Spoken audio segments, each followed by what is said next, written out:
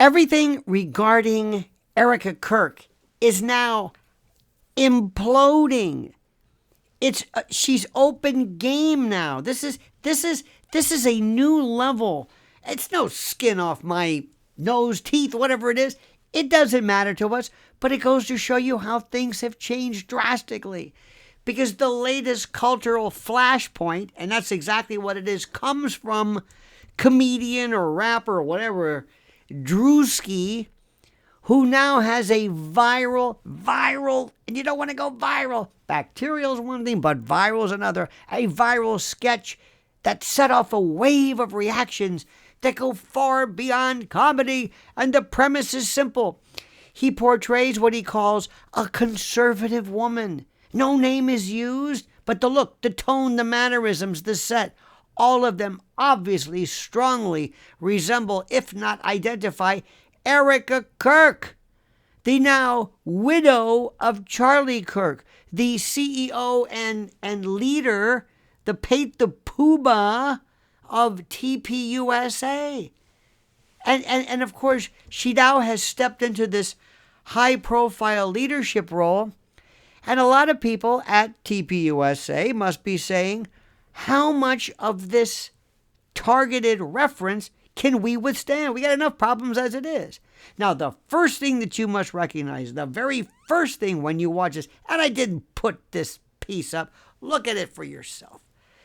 But this is an African-American gentleman in whiteface. And I know what you've got to say. How come you can do whiteface, but I can't do whiteface, whatever that is, or blackface, right? And you know how this thing is. It's cultural hypocrisy. The only one who ever was very good at it was Robert Downey Jr. in Tropic Thunder because he was genius. But that's it.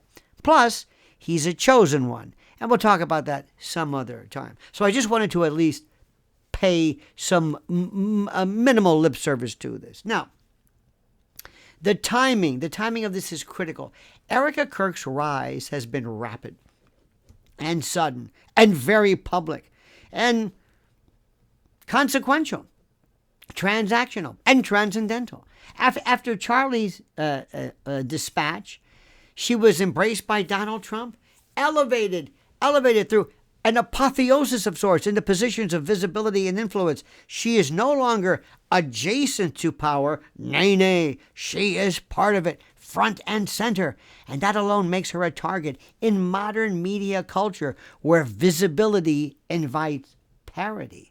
And that's not good for TPUSA. Now, Mr. Druski's defenders, of course, argue that this is classic satire. Comedians target power, exaggerate traits, and create caricatures, simulacra, if you will, facsimiles of individuals. And that is the long-standing defense of political humor. But, and I smell a but this is where the irony begins to emerge. You see, many of the same voices that are now praising the sketch have previously argued that parody and caricature can be harmful, depending on the subject. And those concerns seem to pretty much disappear when the target shifts politically. And that inconsistency is the first layer, the first level, if you will, of parody. That's fascinating.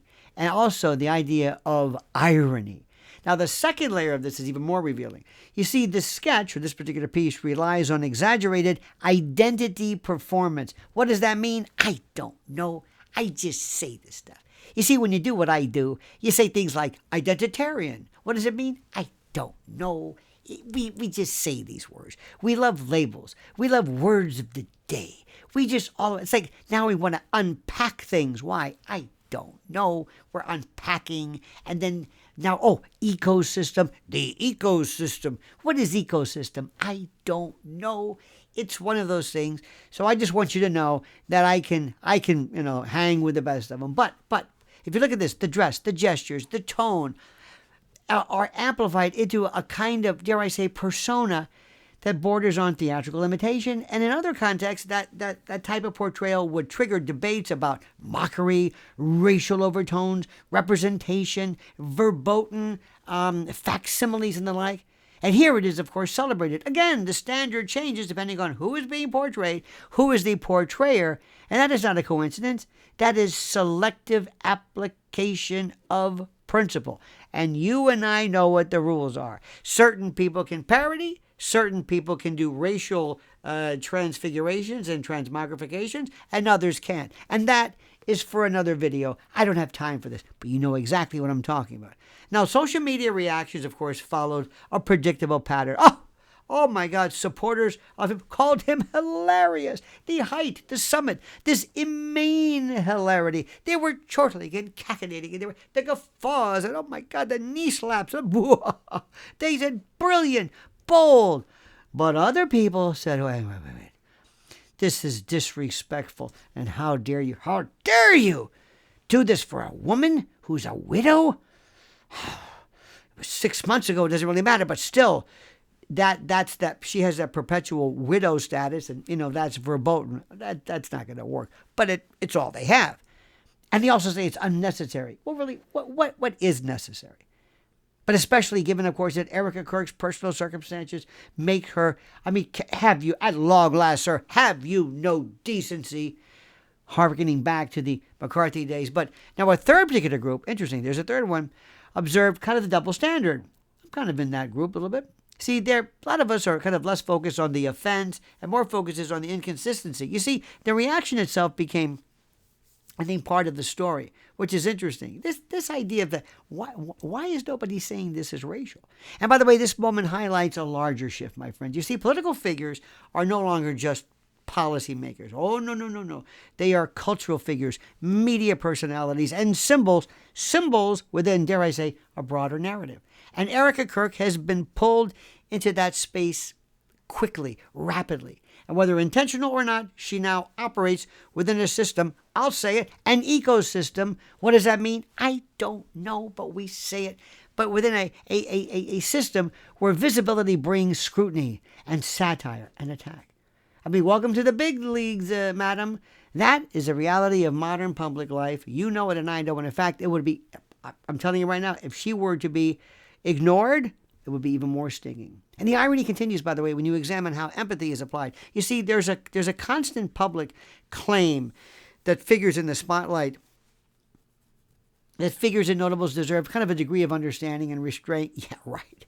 Yet that principle often disappears when political alignment changes. You notice she's called a conservative woman. Notice that a conservative woman, that's kind of their way out. Compassion becomes conditional and standards become flexible, and you know the drill. And that's not new.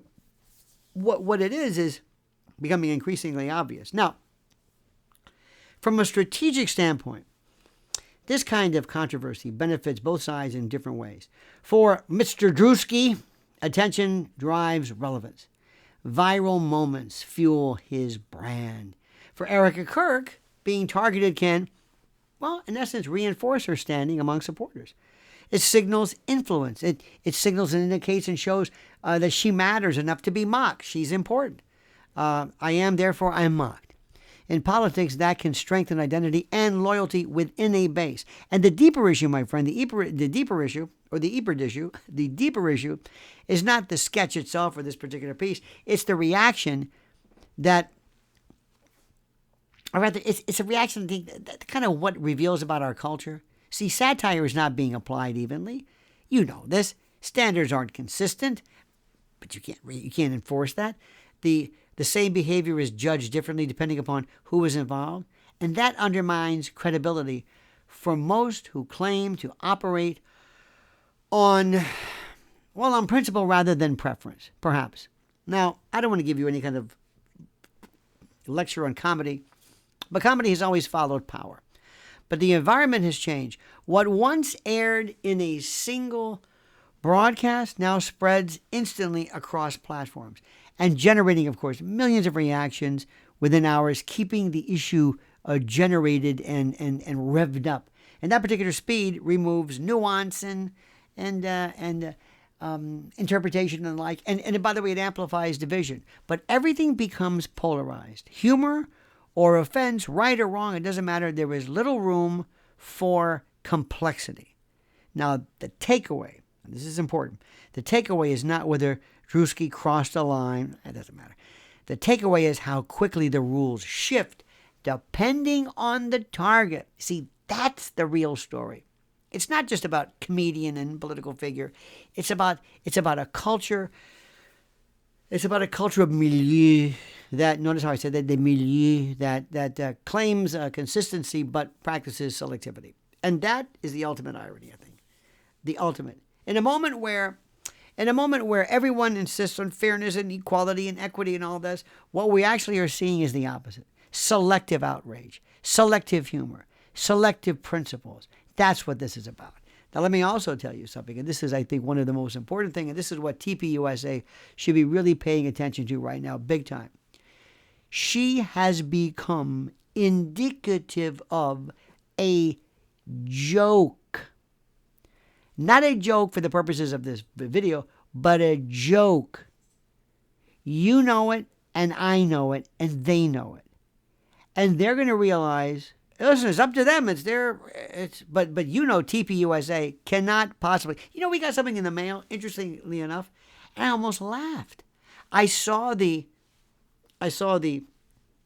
logo and the pieces, and I thought, were it not for Erika Kirk, I would have maybe looked at this. Sometimes people would get it confused at, CPAC or TP. It's hard to know. Now you know exactly what it is. Oh, turning point. Oh, that's Erika Kirk. Ooh. That's Erika Kirk. Yep. That's Erika Kirk with the gold lame and the gobbledygook, and sometimes the verbal incontinence and the logorrhea and the logolalia and all this other kind of nonsense. And these weird moments of hers. The dabbing of the eyes. I'm not going to go through the routine of this. She's become a parody of a parody of a parody. And that's what's critical. That's what people should be paying attention to. Let me tell you something. And I look, it's not my organization, it's yours. And it's sad to say, because what this woman and her family have been through is horrible. But there's no way around it. Erika Kirk, it's over.